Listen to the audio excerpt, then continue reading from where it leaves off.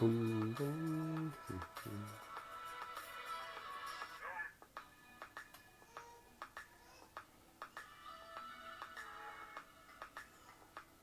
Andy in the building. Holla.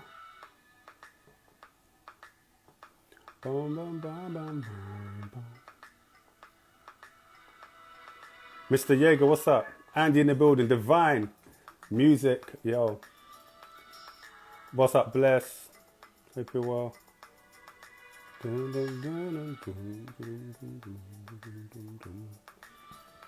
21 questions. I'm your host, ICIE Music, if you want to follow me. It's the Insta Live segment for the Sit Down. 21 questions. We go for 21 questions with our guest. Feel like a DJ. Hang tight, Danny Jaeger. Rongo, tell a friend. Send this to a friend. We're going to get this cracker. Lacking.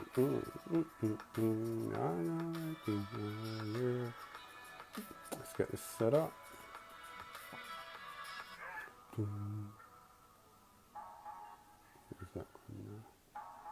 Hope you're all good.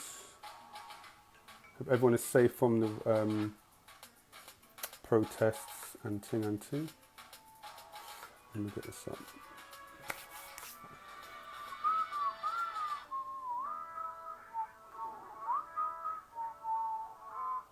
How are we doing?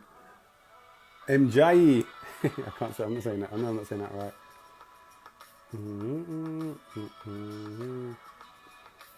How's everyone doing? Say how you're feeling in the chats below, the comment section. If you're tired, you're tired.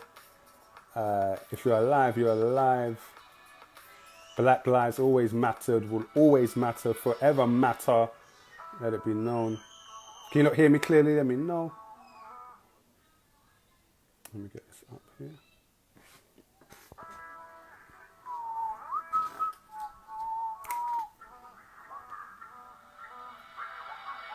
Grateful for life. Woo! Let me get this up here. Cool, loud and clear. That's good to hear. I switched up the mic headset today. Let's see how it sounds in the end.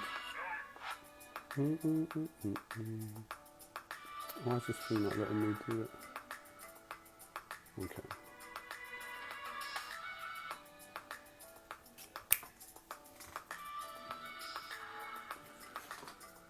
Dammy, what's up? Welcome. We'll give it about 2 more minutes and then we'll get cracker lacking. 21 questions with Simply Andy Sarfo. Yo. I am your host, ICIE Music. If you don't know, better get to know.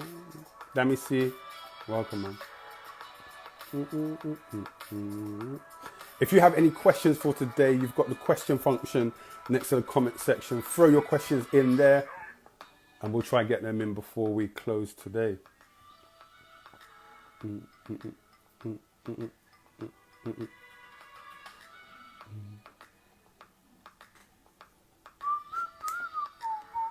21 questions. Let us know if you want to get some of these cards. This question is, when do you feel the most confident? 21 questions. Hey.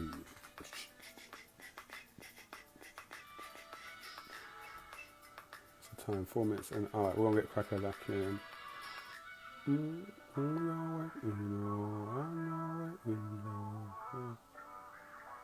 it's just going through.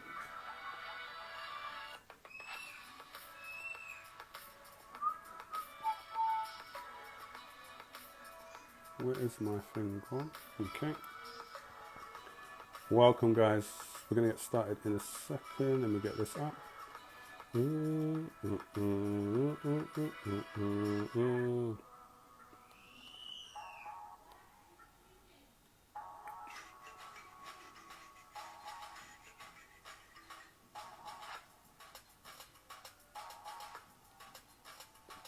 Boom. Deleted the pinned tweets and now got to set it up again. Hey. All right, cool. All right, without further ado, let's get into it. Man, don't want to waste no time with it.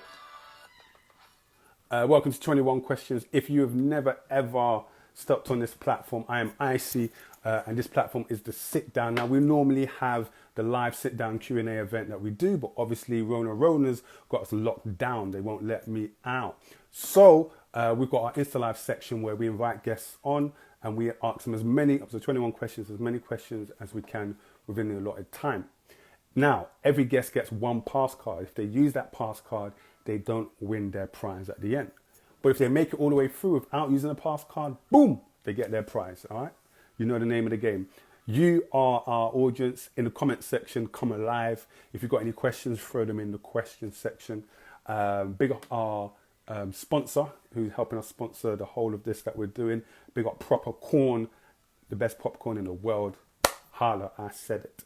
But yeah, I'm going to get straight into it and invite our guest on, Simply Andy, a general in the game. If you ain't know his name, or you will today, a good dear friend of mine, and we're just going to go into it, ask him as many questions. I've got some questions I want to ask him, and so I want you to join us in that process. So without further ado, let's get into it. Let's get Andy inside. I know I can go. I see, I said. Jealousy, I said. Got the whole industry mad at me. I said. Bro, how did we ever end up starting bro, you know, I heard it on Jigger, bro. I heard Jigger say it, bro. Yeah, and I was like, Icy in it. That's gonna be my greeting. And I used to just say it on myself, my own. I said jealousy, and then you just clocked on, bro. Guys, every single time we see each other, that's the line that we said. I said jealousy, I said. But bro, thank you for joining us, man. You are a staple in the game like paper. Cheers. So I thought, you know what, I really want to get Andy involved and just literally unpack your brain. Because we talk, but there's questions I've always wanted to, sometimes it's always fleeting. So yeah, there's questions I've always wanted to ask you, and through your period of, from your hosting to the music and to everything you're doing now. And I've just wanted to unpack that. So I thought, let's get Andy on, and we've got a great audience with us. Audience, make some noise in the comments section with a fire emoji. This is 21 Questions and we are live. All right, I'm gonna jump right into it. So we get to ask you as many questions as possible. You've got one pass card. So if there's a question you don't want to answer, just say pass. Bro, right. what kind of questions you ask me, bro? If you don't use any of your pass cards, you win a prize. So there's a prize that I've got right here that I want to give to you. So yeah, we'll see if you make it through. All right. So you ready? Yeah. Yeah, man. Ready like fish on spaghetti. Okay. We're going to start on the light work side. So I'm going to start off light work. So let's go for it. So, yes, who is your favorite artist at the moment, music-wise? How long do you have for these poses and stuff? How long? You have 20 seconds. 20 seconds to think. I'm going to be very honest. Yeah. I don't really... All right, PJ Morton. Who's that? I don't know who that is. You don't know PJ? Is that PJ Morton? Never. Oh, yes. Okay. Don't worry. Yeah. I'm with you. I'm with you, PJ Morton. Okay. I'm going to sit you down and ask you 21 questions. What? What's your favorite song of PJ Morton? My goodness, the whole record, the whole Gumbo album is Foolish. He's got a Christmas album, Foolish. Nice. It's everything he does, everything that comes out of him is just absolutely foolish. It's wrong. Wrong. Guys, go and check out PJ Morton. Yeah, man, check out PJ. Yeah, man. Right, second question, just straight in. What's your favorite food? I've got two. Okay. One. One. Yeah. I'll say omutio, which is like a Ghanaian dish. Mm. It's like rice. Yeah. Boiled really, really softly and stuff. And you kind of mash it. Ah.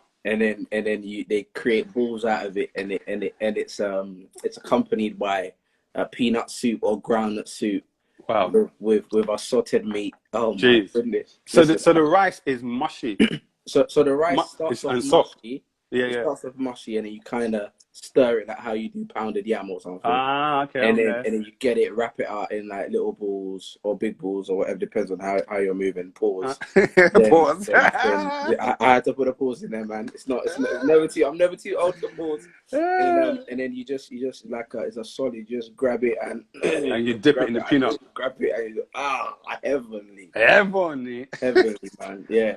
Big up male room inside. Big up Ken. All right, cool.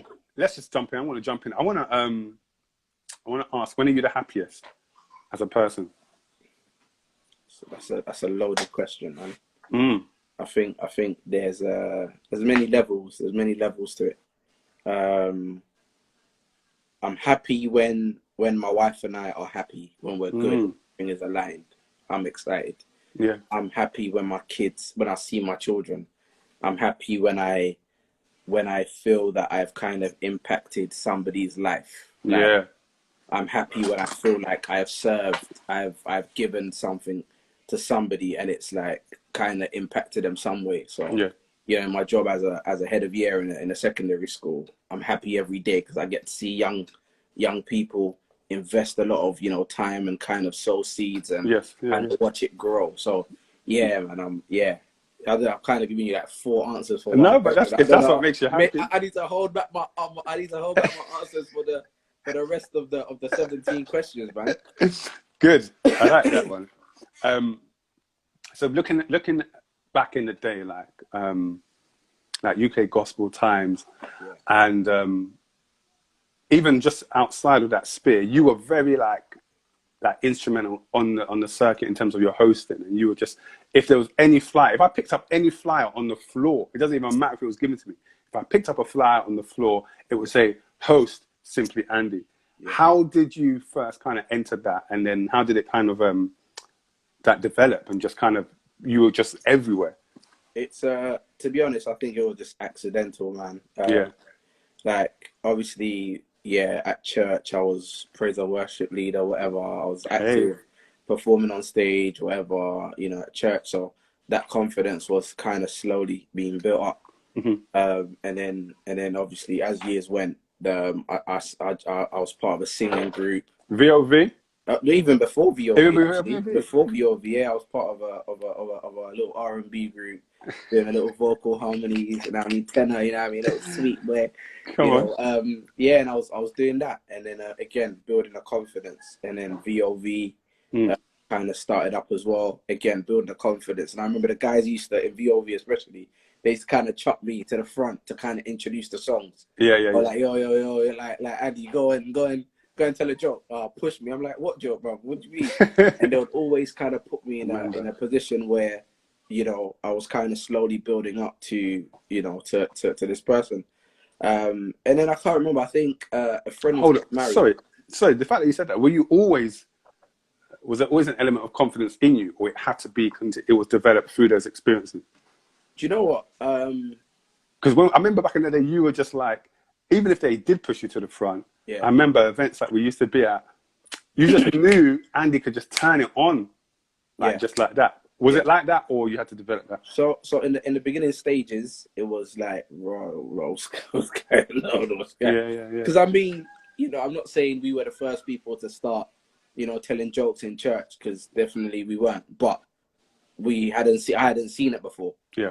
So to kind of go to a gospel show and you're expected to rap or whatever, and you turn it into a joke, or you calm down the audience, get their ears kind of appetite ready, and then you deliver whatever it is message that you had to kind of give to them. So it was like the shaping or the sharpening of the latter confident Andy, where it was cool now, because like, come on, the man them literally just said, Andy, bro, we got a gig. It's at a university, man. They don't know who we are. So before we go in, like, you gotta say something. I'm like, say what? Yeah. Like, and then I'll just go on, and I don't know, man. I just open my mouth, whatever, I talk rubbish, and they were just laughing, and it was like, all right, cool. as soon as that was done, it was like, yes, we've got them. Oh yeah, let's deliver this message. Kind of thing. So yeah, so through that time, it was just kind of the kind of education or the preparation of, you know, being ready for anything. Do you know what I mean? So the times when I was, you know, in an audience and, you know, the artist would say, oh, Andy's in the house, Andy, take the mic. And I'm like, cool, let me just do it. And I'll talk to you later. Yeah. Do you know what I mean? Yeah. And I'll deal with you later kind of thing. But yeah, so it was all preparation for those moments, man. And I remember back in that day, you know, we did, I got the call from you, me and Bless, for Bibles. Yeah, man.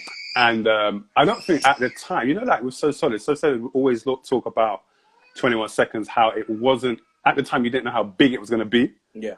But later down the line, you could look back and see what had so much of an impact. Yeah. At the time of doing Bibles, calling us all together, like getting that roster together, did you know it was going to be as big as it was? It's going to sound very overconfident, but yeah. Yeah. Because in my mind, it was like, we don't do anything small. Like, by God's grace, like, everything that we've done has always made a mark of some, you know, to some degree.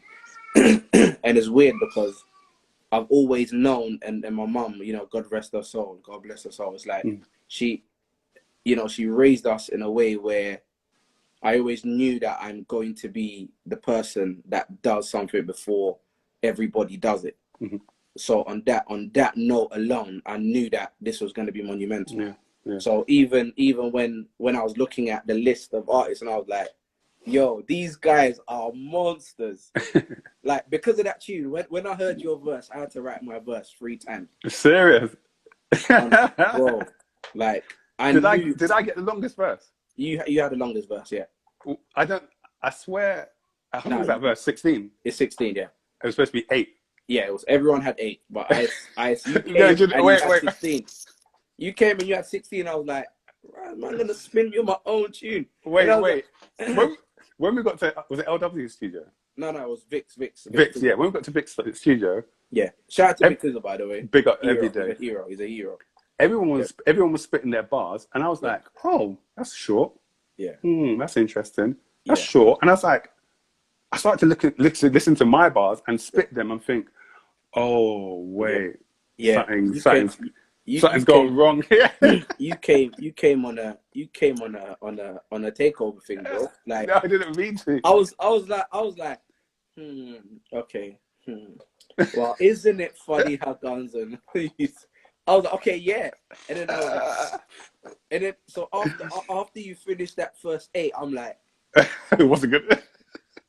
It's still kind of done. I was like, okay, but it made sense. I remember thinking, this actually makes perfect sense. It makes perfect sense. To be honest, if you hadn't done that, I would have had to get an extra man on the mic. Oh, again. Okay. But it kind of made sense for it to be free. Do you know what I mean? It kind of made perfect sense. It was perfect. But yeah, I knew that it was going to do something in the airwaves. I knew that it was going to do something because the way that thing even came about, at that time I was presenting for Revelation TV.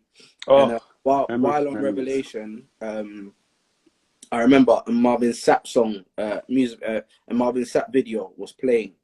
And a guy called from, I don't know, northern somewhere, from the North Midlands, I think. He calls and he says, "Oh, that's my favorite song, brap brap," on the live call. And I said to him, "Bro, that's like an oxymoron. Like, that's so weird. How are you gonna hear, you know, a Marvin Sapp tune, which is kind of taking us into a place, and you're just gonna do brap brap? Like, what's wrong with you?" And he was like, "Mate, that's all I know. Like, what do you mean?" I said, "No, don't say brap. Say Bibles, but literally accidental." But it was like, don't say brap brap, like, you know what I mean? Like, just celebrate Bibles, but there's Bibles in it, like, you know. And as I was saying, I was thinking, bro, what are you talking about? Live. And as time went, obviously I was hosting a couple of shows, as you said earlier, and I'd go to a gig while performing. As soon as I come on the stage, everyone is like, Bibles.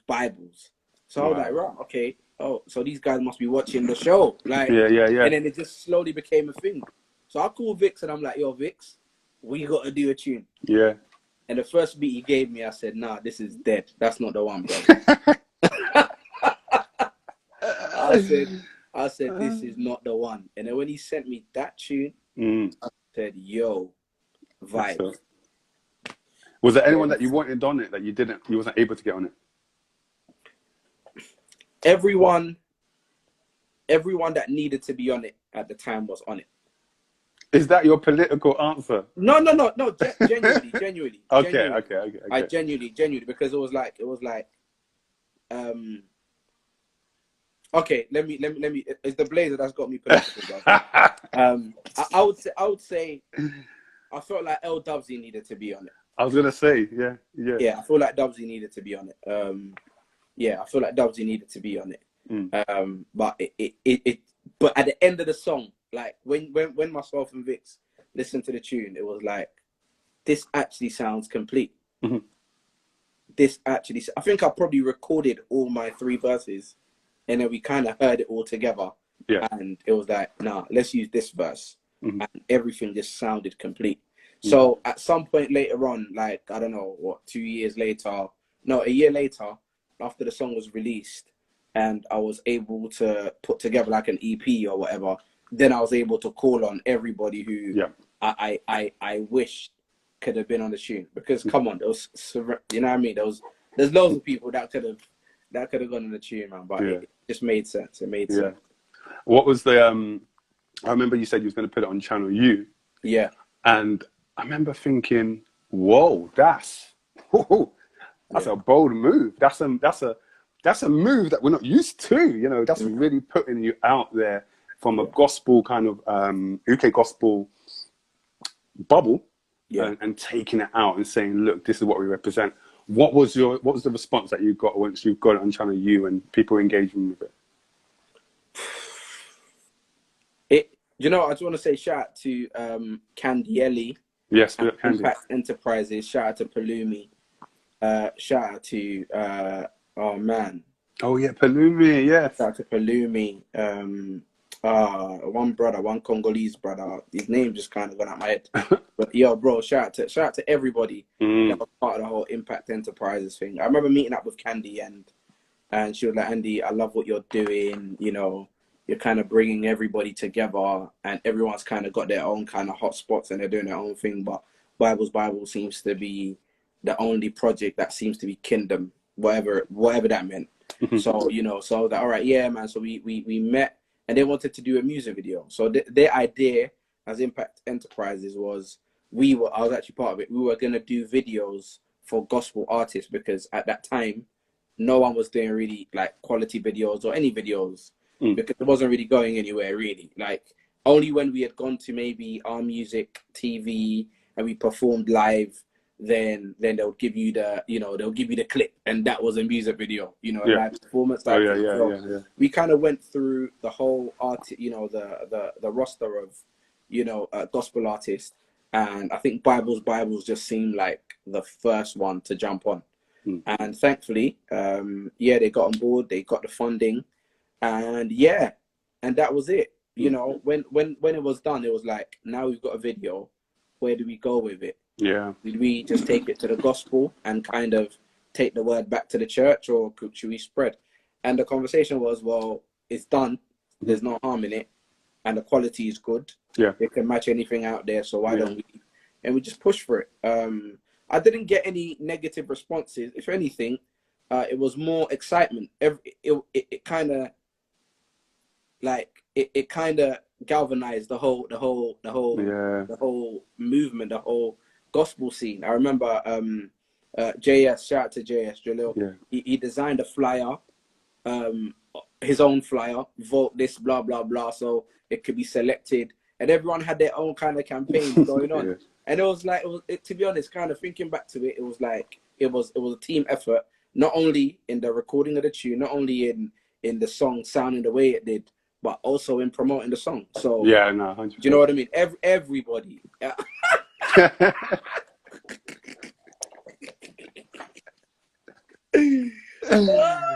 That was at G Forces G-Force's album launch. Yeah. And we had the t-shirts. Big up the t-shirt gang. Anybody who had that t-shirt. Shout out to the t-shirt gang. Shout out to the t-shirt gang. Man had to draw for that from Facebook, bro. Goodness. My goodness, bro. Big up Bless. I look so dark. I look like I'm 12 a.m., bro. That's that 3 a.m. color. Bro. Memories, bro. My goodness, yeah, man. No, but big up to you, man, because I think during that time, I think like you said, it was the one project. Everyone was doing their stuff individually, but it's the one thing that really drew everyone together. And even when we went to perform it at different shows and everything, it was just a unit force that went out to present Jesus to everyone who wanted to hear about him in this unique form with grime and everything. Are there parts of you that missed that period of time? People sometimes talk about that was the golden era, and if we could get back to the golden era, it would be amazing. But do you miss that period of time, or how do you feel? 100%. I mean, sadly, sometimes I sit there and I think about times when we were at God Corner. Oh boy.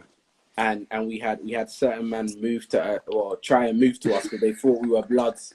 They thought we were Crips or something, and and it turned into a Bible discussion or a Bible, and it was like those were like those times were the times where things weren't complicated. Do you know what I mean? There was no complications about it.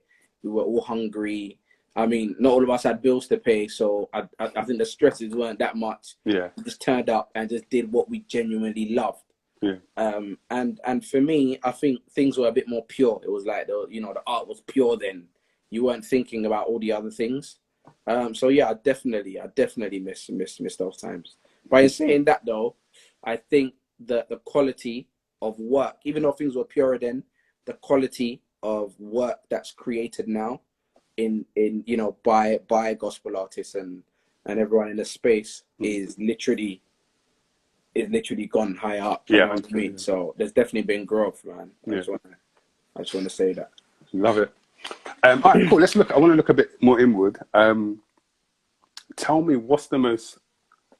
No. I don't want to ask that. I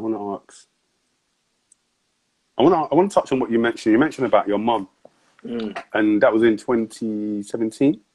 Yeah. That your mum passed away. Yeah. And it's interesting because as a friend, I've never experienced you in that situation. So it's not like we've had a mutual friend die and we've been at a funeral. Do you know what I'm saying? So, and because seeing Andy's like always joyful, full of joy, but to see you in such a somber mood, as obviously you should, it made me reflect on how, not that you have two sides, but that people can only see one side of you, and forget that you have a whole other life that you live. Like, when you see yourself host at a wedding, for example, or at a gig or anything, like that's the lively, joyful, exuberant Andy. But I saw Andy in a whole different light. I was like, wow, this is a friend who is hurting and in pain. Tell me about what it was like in that period, and how you kind of made it through, unfortunately losing your mum. Bro, it was tough, man. Yeah. That's a tough question. Pass, man. Pass, yeah. Yeah. Okay. No, okay. I'm playing.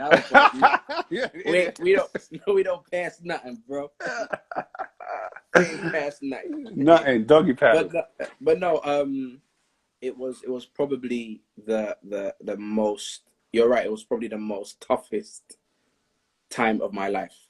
Like, I was talking to somebody like maybe 2 days ago, and my brother a couple of days ago as well, and we were just saying that during that time, I lost interest to achieve. Wow. Like, as in things, I didn't really care about things anymore.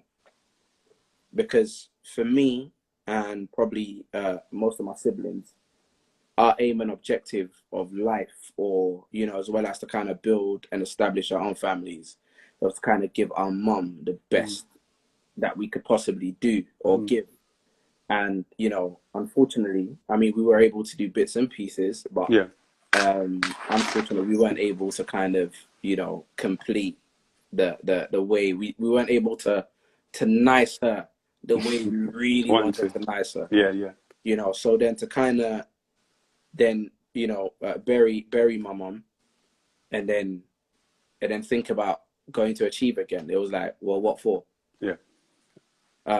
So yeah, it was a tough time. It was a very, very tough time. And even now it's tough because, you know, I say to people that, you know, as well as my wife and my family being like, you know, cheerleaders of mine, but my mum was my ultimate cheerleader. Like, as in, like, bro, like I did my one-man show. She took DVDs to Dorset Market to sell it. Like tickets came out. Mum took flyers to Dalston and dropped it in all the stores in Dalston. Shout out to East London, by the way, if you're from East. You know, and it's like after someone like that is so impactful on my journey. Like literally every kind of important moment of my life, you know, mum was there.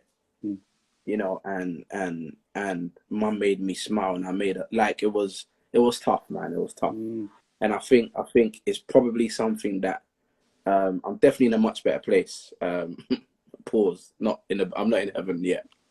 I'm not in heaven yet, but you know, I'm definitely in a much better space than I was in 2017, man. Yeah, I don't know if I've answered your question. No, because I'm still. It's still like it's a pain that you're constantly trying to navigate. Wow. Because when you think you've cried enough, or you think like you've hurt enough, then you realize that you're still hurting. And when I look at my daughter, who I named my mum after, I named her after my mum. Yeah, it was right. Yeah. And her mannerisms and her behavior and her character is so much like my mum. So sometimes I get lost in just looking at her and thinking, this is weird. It's like, you know, so it's a pain that I'm always going to be navigating, man. Yeah. But thankfully, I'm navigating it from a place of peace and a place of joy and laughter, as opposed to a place of sadness. Yeah. Which thankfully, I mean, you know, it took 2.5 years, but I'm definitely at a place where, you know, I can laugh about her memory and, you know, all that stuff. And yeah, man. But yeah, that's a powerful question, bro. But I bring up because of, you know, with Corona, so many. I remember just being on my Twitter feed, and maybe every 8th tweet, R.I.P. my mum, R.I.P. my dad, R.I.P. my uncle, R.I.P. my brother. And I'm like, you know, 2020 for some people, you know, there's just so much has happened in this year. But it's for some people, it is going to be what your 2017 was. Is going to be their 2020, and people are desperately finding ways to not only fight not getting Corona, not only fight for their race, but fight and navigate through grief. You know, and is there anything that you feel helps in people make that navigation that you could share? But you know what? Yeah, I don't want to sound corny, but yeah, it's faith. You know, it was my faith. It was God that kept the whole family. Like, as in, yeah, it's weird, to be honest. One of my mum's kind of strengths, or her purpose on earth, was to try and make sure that she kept her children together. And the reason why that is so powerful is because when she was no more, the togetherness that she kind of invested in us, it's still there. It's kind of everlasting at the moment. So when one was weak, like, you just had to kind of hold the other one up. And not only our siblings, but, you know, our partners. You know, my wife was very, very there. Do you know what I mean? She was very there, supportive, you know, all that stuff. So I think for me, faith and family is definitely what I kind of leaned on. Sometimes sometimes being in my own shell. But again, it was a traumatic thing. It's you know, when you're when you're kind of visiting you know, intensive care 7 weeks, you know, every day or every 2 days, driving up to, you know, Cambridge to go and see, you know, your mum, you know, with tubes all over her and all that stuff, and then to kind of, it was a torturing journey. Like, as in, it was I say it. I remember saying to one of my friends, actually, I wouldn't wish this on an enemy. I wouldn't, because it's the most powerless position you can ever be, to kind of watch a loved one go through pain that you can do nothing about. You know, so it's yeah. Just to answer your question, man, just my faith, always just kind of leaning on God to keep me up, to hold me up. And when I felt low, talking to family and just letting them know, listen, this is mad. Like, listen, like, this is mad. Where is she? Like, where? Do you know all those kind of things you watch on TV or you watch on shows, and you're like, right, that was me. I was actually shouting at the air. I was punching. I was like, God, what are you doing? You know, yeah. But I mean, I didn't question God too much, because again, my faith is rooted. My mum raised us to root our faith in God, so it would have been stupid and pointless to kind of be questioning God. But we knew that the time had come, and we had to kind of, you know, suck it up and manage the loss. But it was the aftermath that we needed God's help and family support to kind of lean on while we navigated our way to the promised land. Beautiful. Thank you for sharing that. You didn't have to, but I thank you, man, because a lot of people are going through that. I want to personally thank you, actually, because I remember, was it last year? It must have been last year. Yeah, it must have been last year, when we saw each other here in Canning Town. Me, you, and Triple O. Big up Triple O inside. Yeah. And I was getting ready to have my child come. And I remember I was saying about, I'm just nervous, like from the past, you know, from things that I've been through, I'm not sure how good I'm going to be in this role, and etc. etc. And you said, we had that, all three of us had that conversation outside that newsagent. And you said that before we were born, that every ability within us everything we need for a situation has been built within the ability within us. But the situation has to happen for that ability to be activated and come out.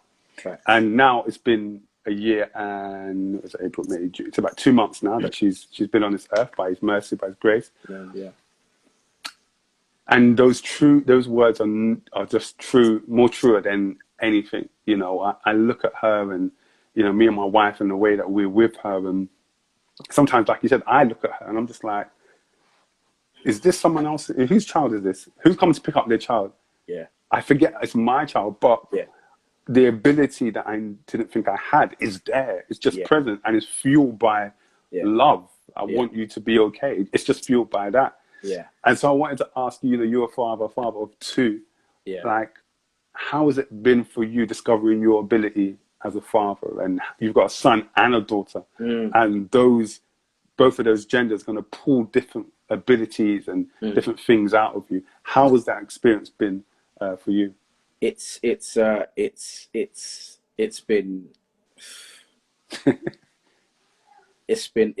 explorational. This blaze has got me speaking English. This place has got me speaking English. As in, it's been a journey of discovery, man. Like as you just said, I'm gonna share a quick story before I answer that question. I was doing a gig in Barbados, 2017, like maybe May, and I was doing a wedding and the bride's brother's a millionaire, whatever. So we're on this catamaran, we're on a boat, and then he says, "Oh, Andy, we're jumping in about 5 minutes. Get ready." These times I'm like, I can't swim. Like I'm from Hackney. We're not close to any rivers. We don't have any seas. Like, we have River Thames, but ain't nobody jumping in that, right?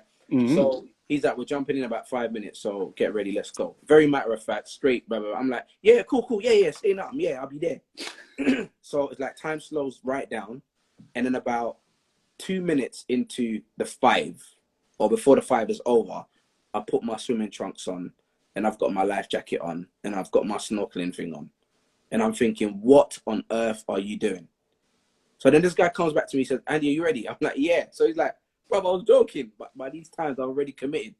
Wow. I've committed. You know, I'm about that life, so let's go. I dive in the sea.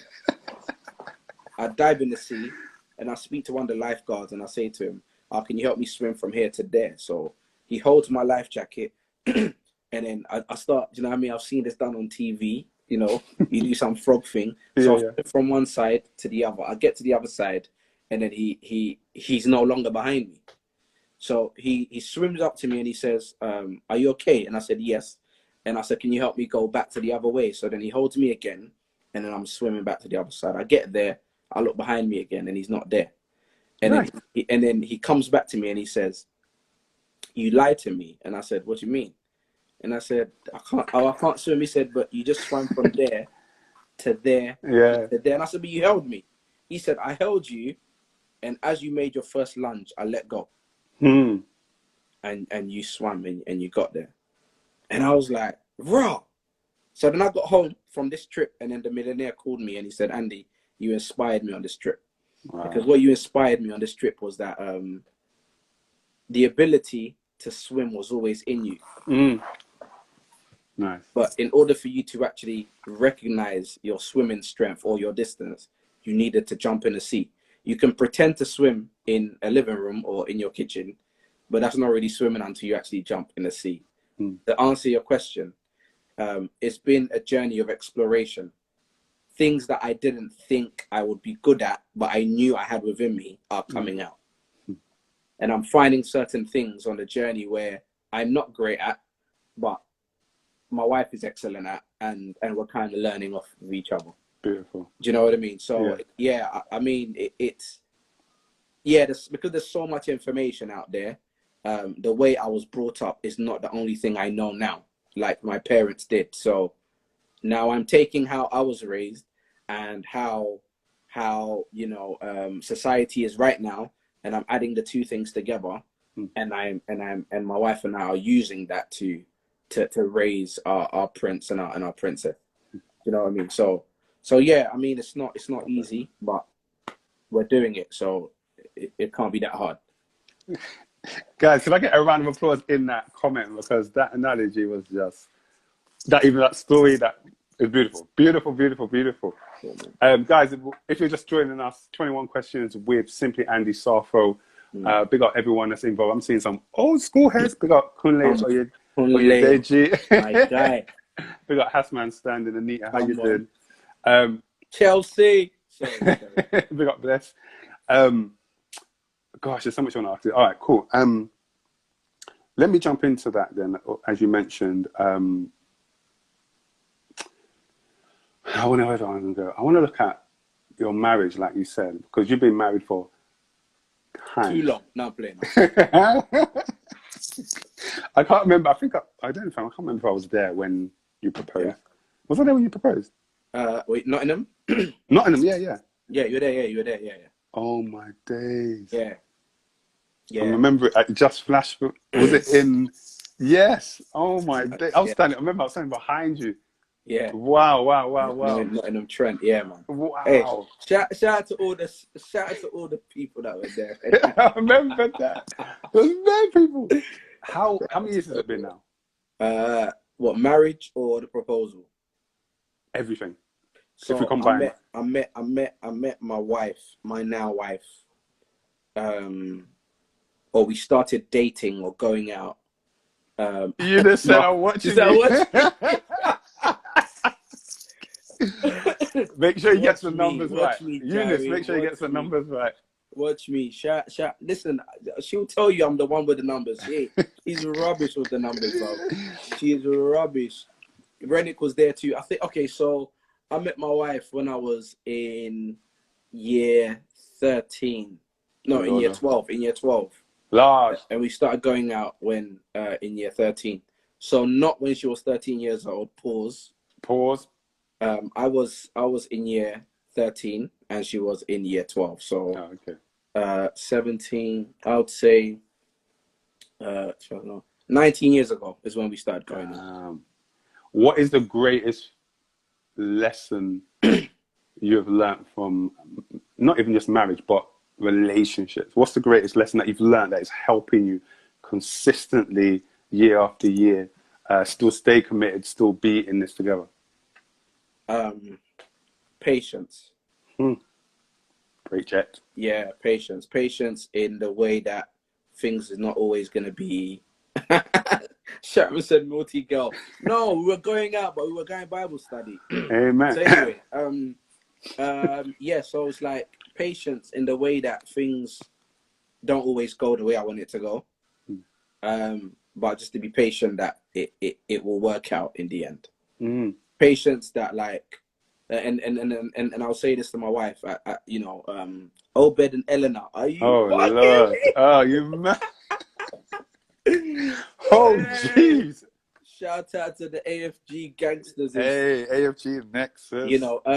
Just the truth of knowing that, like as I was saying, I'll say to her that, we are from different backgrounds. Like, okay, let's take it all the way. I'm from Ghana. She's from Ghana. I'm from the Ashanti region and the Volta region. She's from the Ghana region, but mainly from the Ashanti region. But they've kind of lived and settled in Accra and the Ghana space. So it's like not only are we bringing our tribes and our kind of way of life in that regard. Yeah. I've grown up in East London, and she's grown up in South London. So then we're bringing a different South London, East London culture thing. Yeah. And we're kind of bringing it to kind of mesh it together. So we already know that if we try and, be independent or individuals while we're coming together to become a union, that will be a mess. Yeah. So I think there's been loads of things where there's been expectations of each other that were totally and absolutely not meetable. And we've had to kind of reassess things in our head and be patient to for ourselves to change and to kind of see the other person to change. Like my wife said something the other day, and I just want to give her a shout out for this, to be honest, because that kind of made my life much easier. She said, I'm getting rid of unspoken unexpectations. Beautiful. So she's expecting me to do something, but it's in her head. Yeah. Those things are she's getting rid of those, so we can kind of be on a playing field and kind of but you know what I'm saying, man. Yeah, no, that's beautiful, because everybody has those, like you said, expectations, but they're not necessarily spoken of, and they come from all our different histories, all our different pasts, all our different experiences, and then we bring them in, man, time is talking the hardest. Okay, so far you have not used your pass card, okay, so I commend you. It's Iceman though, isn't it? It's like it's Bants. I commend you. So you have made it through your 21 questions. Your last question is going to be, do you have a question for me?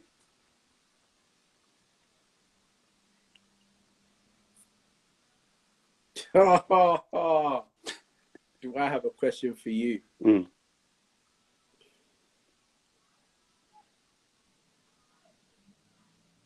Yeah. I do have a question for you. Okay, what is it?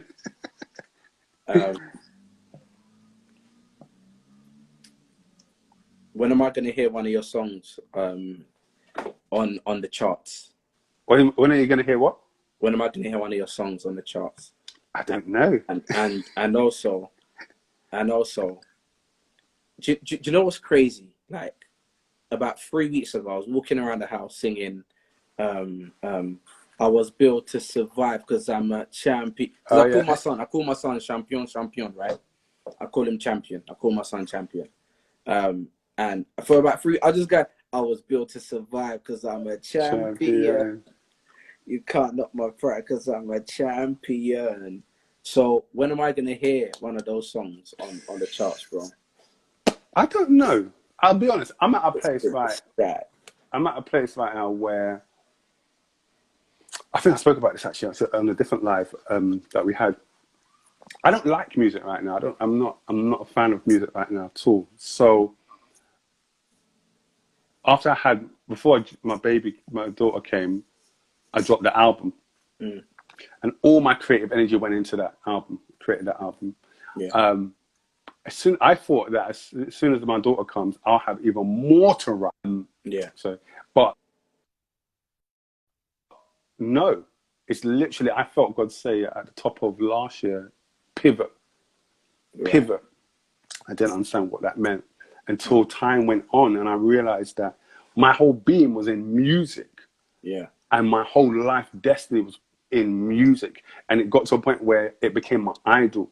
If I don't become big in music, if my song is not in the charts, then I failed in life. And I always feared, what if God took away my ability to make music? God, I beg you, never do that. Oh, Lord, please, because that will be the death of me. There's nothing left after me. If you take away music, what is there? Right. And after he said pivot, all my creative energy went into this platform here, the Sit Down. And music slowly became its own thing rather than a part of me and in me. I was able to look at music and say, hey, if I do music, then cool. If I don't do music, I'm still God's child. I'm still alive. You see what I'm saying? So music for me now is an avenue. It's just an avenue and a tool that whenever God turns on that tap again, I'm ready to go. But my life is not defined by it anymore. Whereas my life was defined by it to a T. And I remember my friend, do you remember Elizabeth Street Vibes back in the day? Matty, Yeah. She once said to me, and I never forgot it. She said, you do know you don't have to do music.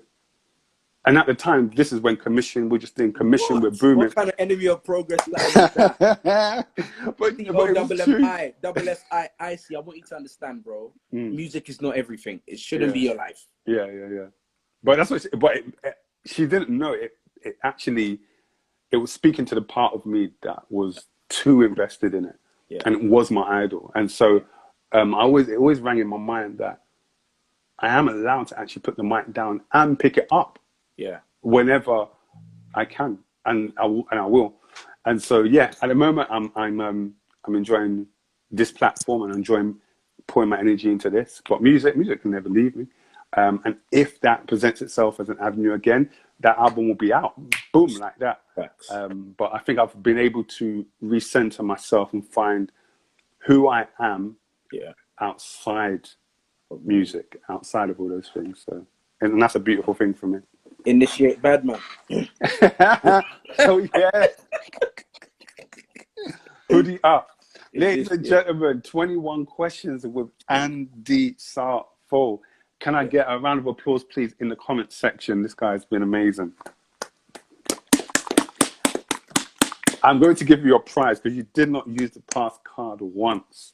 All right, man. Are you ready? I'm excited, man. Can we have a drum roll, please? Do my own drum roll. So to help you on your journeys, especially in this quarantine time, because we're just on lockdown and it's just so crazy. So I really wanted to give you something that I felt will just make it sweeter. Ice, just give it to me now. What's this? So whatever that dish you were talking about in the beginning, I hope this can help you. What is that? Plum tomato? Chopped, not even plum, chopped. Chopped. Yeah. That can run. Yeah. That can run. Okay. Yeah. We can use that. We're gonna get this to you. That can run. I'll make some Ghana jollof with that. No. Please. No Ghana jollof. My wife just said, "How many are we getting?" She's in the kitchen. How many do you need? Just the one. That's fine. So are you gonna post it or email it to me? Which one? I'm going to blend it and send it. Cool. Blend it and send it, man. One time. Andy, thank you for your time, brother. Love my bro. I said. Jealousy, I said. Got the whole industry mad at me, I said. Love, bro. Love, man. Peace. Oh, cancel. Oh, ladies and gentlemen, thank you for joining us for 21 Questions with Andy Sarfo, the general beautiful, amazing things that he's talked about, just navigating through grief, navigating through a hard place to a better place. And you can see that, you know, beyond just the smiley face and the hosting Andy, he has a whole life behind that, and is trying to just make his life count and pour into other people so that when he leaves, his impact is left on this earth, man. Can I say a massive shout out to everyone that has joined? Please leave a comment in the comment section of how you found 21 Questions, how you found it today. We're going to take this, put it on our YouTube channel, our IGTV, Apple Podcasts, and Spotify. So if you're new to us, the link in our bio's got all our links to everywhere where this is going to be. So please check it out. We've got 21 questions from this is episode 8 or 9. So go and find out who we've been talking about with the last few weeks, and we've got more to come. Big up Folly Fresh in the building. So leave some comments in the section. I didn't get to answer this question. What question was this? Will we see another Bibles? And the Daily Mail are reporting Commission and VOV might be back for a one-off special. Is that true? Whoa, fake news. Okay, we gotta go. Ladies and gentlemen, thank you so much for tuning in. It's been a blessing, man. I'm IC. If you want to check out anything I'm doing, it's ICIE Music on Instagram, and you can check that out also on Twitter. And I've just put that in the comment section. Peace. Next week, Thursday, 9 p.m., 21 Questions. I'm out.